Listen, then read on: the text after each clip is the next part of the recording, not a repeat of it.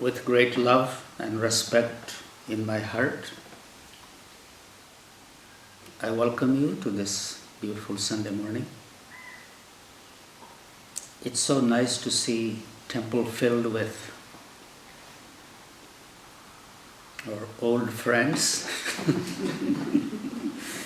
and the friends over here in your sky temple. It's a beautiful feeling to see our energy is just covering over.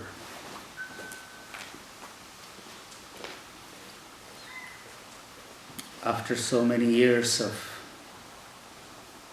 COVID and this and that, if you look at the temple, it's a wonderful feeling. Welcome back.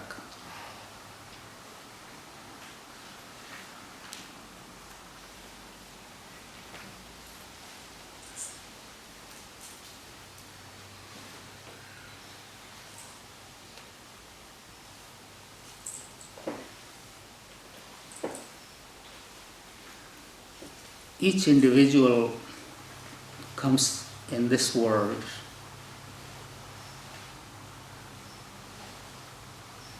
and has a very special gift.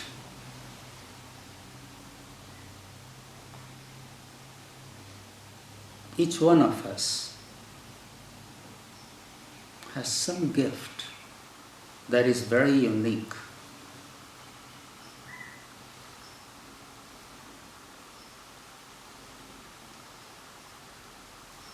On this long journey of our soul, we take on this human birth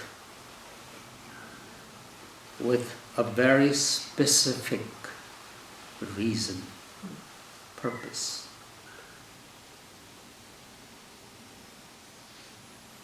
And deep inside we know that there is something that I have to experience, realize, and live.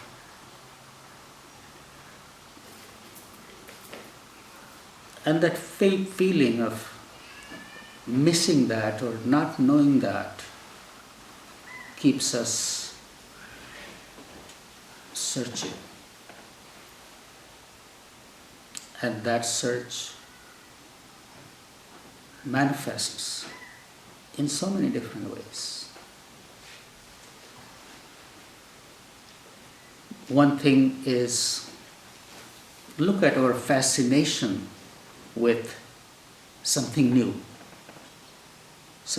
to create, something new to experience, to see, to taste, to touch, to smell.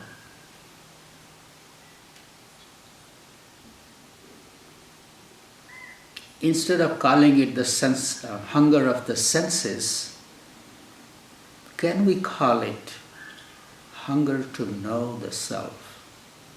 That is the root.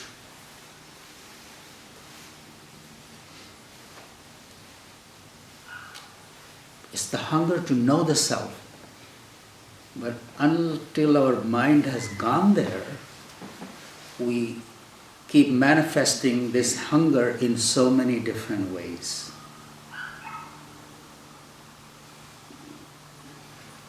Good or bad, healthy or unhealthy. Even hunger for the healthy things is a hunger. Hunger to see something new, experience, create. It's all hunger.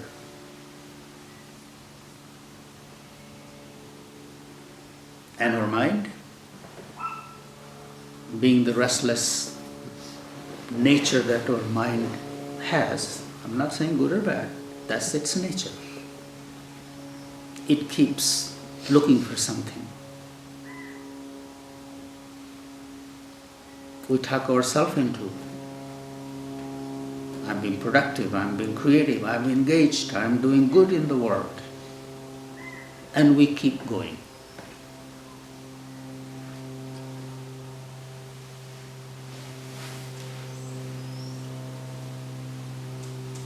Where are we going? One day, we all know, each life has a very fixed number of breaths. One day we'll take our last breath. And when we are taking that last breath,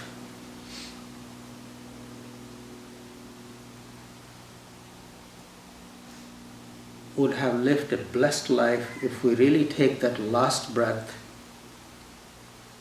in total peace and contentment, with no resentment, in total acceptance of what is. I have lived a good life.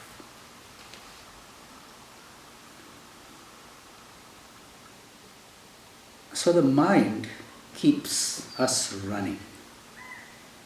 So that's what yogis have always talked about. Yoga is nothing but discipline of the mind. When in India people become sadhus, renunciate.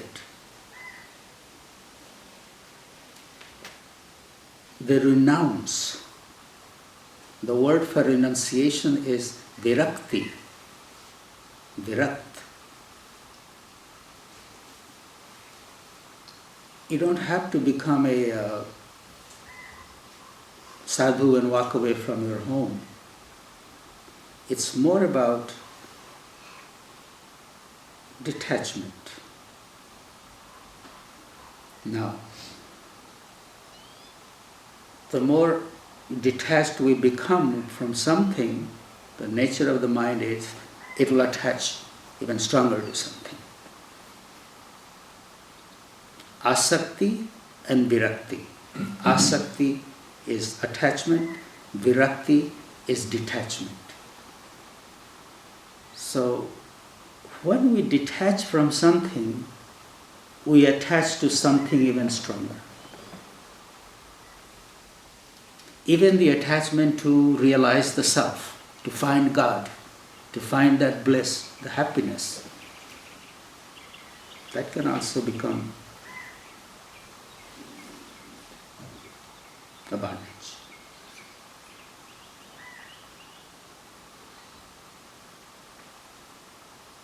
So how do we navigate our life through asakti and virakti, attachment and detachment? It requires discipline of the mind.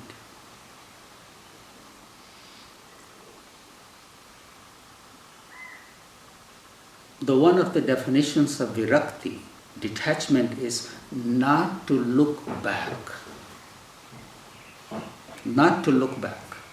Whatever you have left behind, you have left behind. You're not going back into it and trying to analyze it. Dig out your present from the past.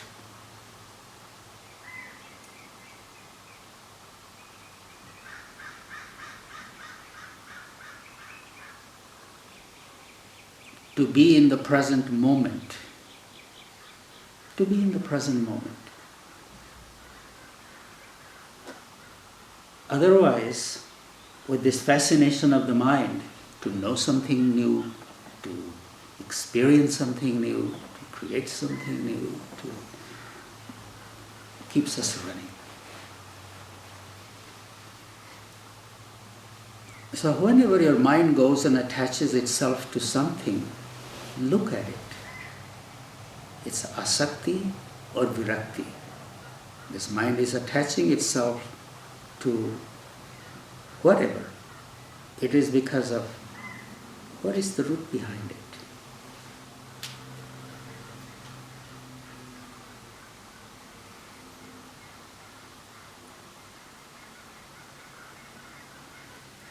I'm speaking from my own experience.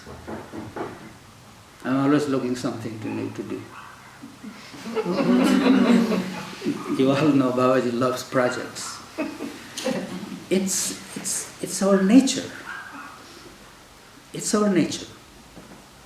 We are blessed with something, and it wants to find its expression, and we are driven by it.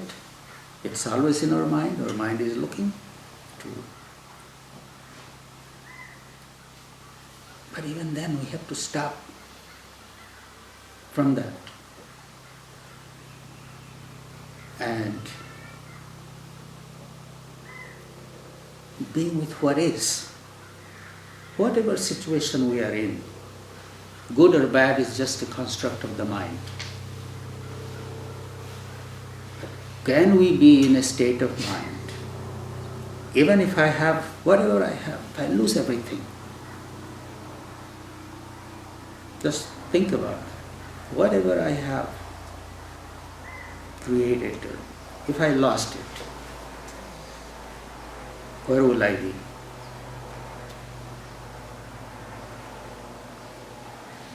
The truth is, we have come empty-handed and we leave empty-handed.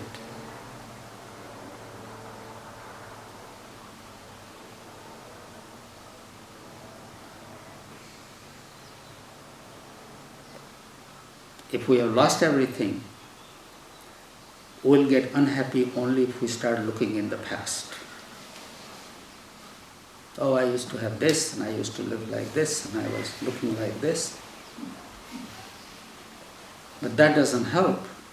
It only increases our suffering.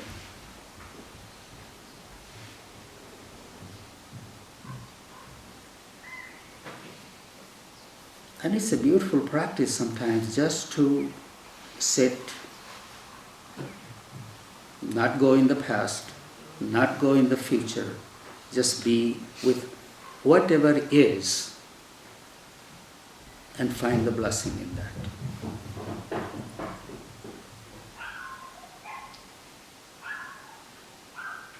Simple, little, not going to get philosophical. We were just sitting in the temple. Baby was quiet. The baby started kicking and making a little sound. What is your reaction of the mind?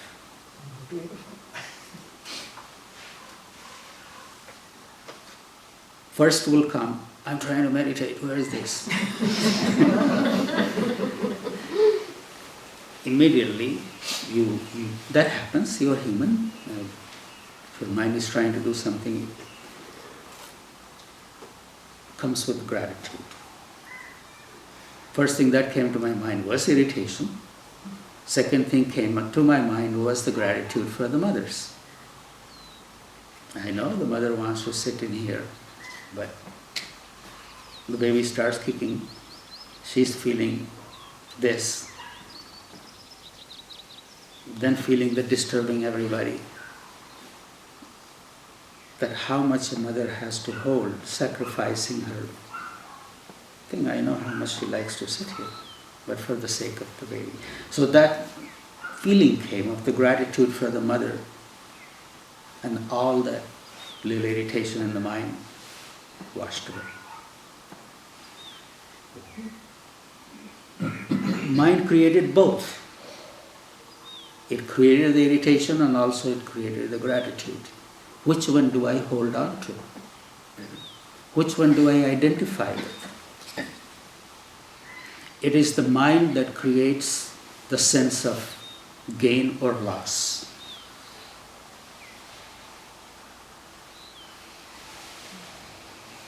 Where do we want to keep our mind focused? Choice is ours. I talk to people, yes, Babaji, yes, but there we are. This is yoga, this is sadhana, this is spiritual practice in itself. Always keep looking at your mind. It is the mind that gives the sense of loss. It is the mind that gives the sense of peace. It is the mind that gives the sense of happiness, meaningfulness, purpose to life. It's all mind.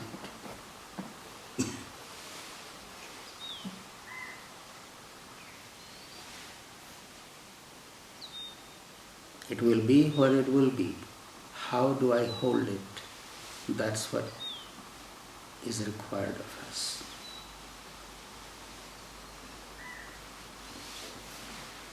I look at myself as a success or a failure.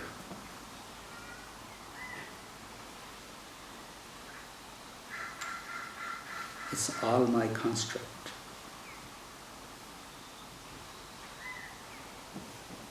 Meaningfulness of life is not considered by how much one made or what is really remembered is how good a person is. Being in this Babaji position, almost every week I am being called to speak to some services, people who have moved on, and in each and every one of them, only their good deeds are remembered. Only their good deeds are remembered.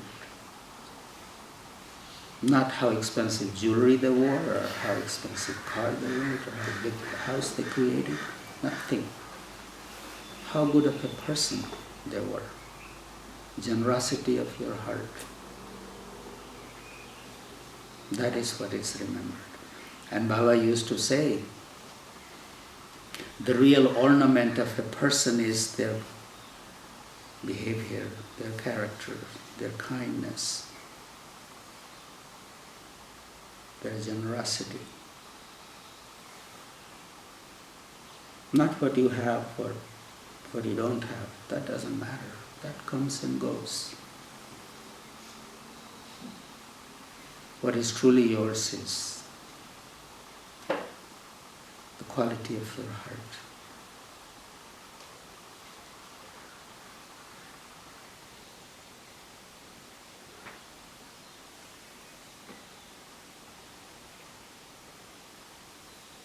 Please look at your mind, how you are talking to yourself.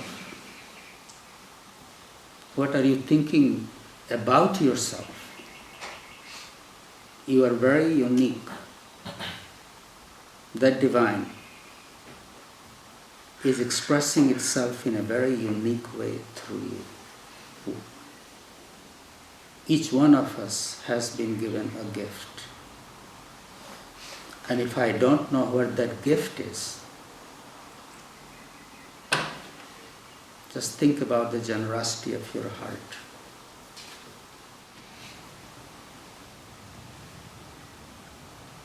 Please think about what kind of conversation you have with yourself about your own life, about your own journey. It's the identity that you give to yourself, that's what keeps growing.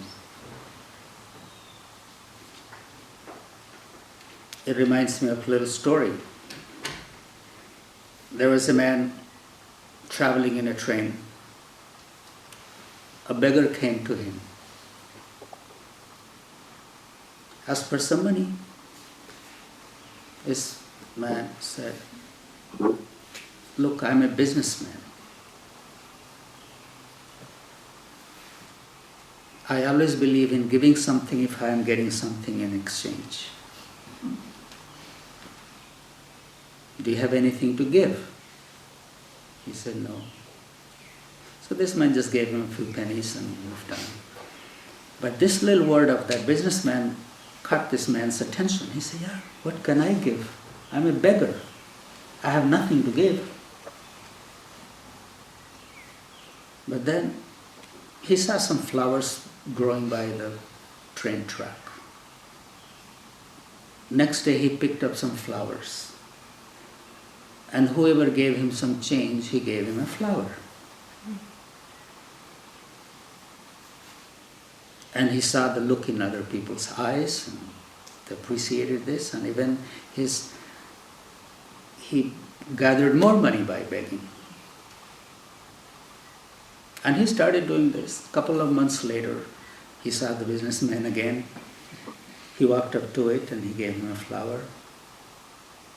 He gave him some money. He said, "The advice you gave me is really working. Now I'm gathering more.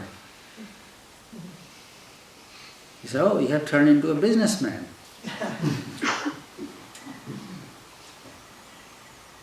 And then left. So this man said, yes.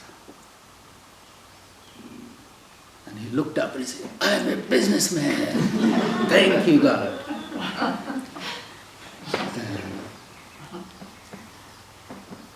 A couple of months later again, two people were traveling in the train, both were dressed nicely. One man said, bowed to him. He said, who are you? I have never met you. No, sir, we are meeting third time. First time, you told me there is nothing for free, there is always an exchange.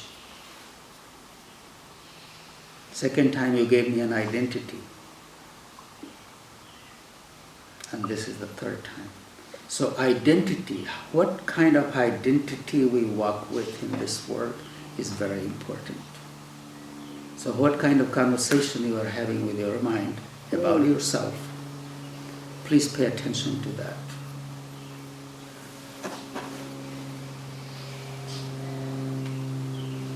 Everything is what it is.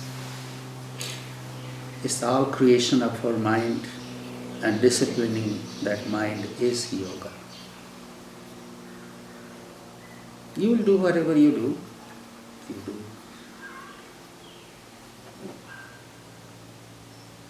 Go through life through different phases.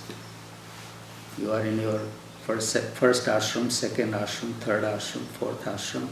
Each ashram has its own dharma. You will do all those things. But always pay attention to what kind of conversation you are having with yourself.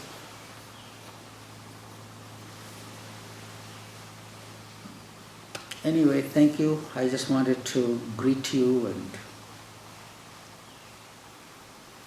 all kinds of things went in my mind and left.